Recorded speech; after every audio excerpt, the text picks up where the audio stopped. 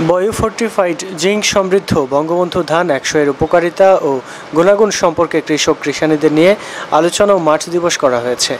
রোববার বিকেলে ৫:৩০টায় আরডিআরএস বাংলাদেশ আয়োজনে জেলার রানীশংকৈল উপজেলার ধর্মগড় চেংমারি গ্রামের কৃষক-কৃষানীদের নিয়ে এই মাঠ দিবস করা হয়। এ সময় প্রধান অতিথি হিসেবে উপস্থিত ছিলেন কৃষি বিভাগের দিনাজপুর অঞ্চলের সিনিয়র মনিটরিং কর্মকর্তা সঞ্জয় দেবনাথ। বিশেষ অতিথি হিসেবে উপজেলা কৃষি কর্মকর্তা মোহাম্মদ শহীদুল ইসলাম উপস্থিত ছিলেন। এছাড়াও উপস্থিত ছিলেন আরডিআরএস বাংলাদেশের টেকনিক্যাল কর্মকর্তা মোহাম্মদ রবিউল ইসলাম ও মোহাম্মদ শাহিনুর ইসলাম সহ স্থানীয় শতাধিক কৃষক-কৃষানীরা।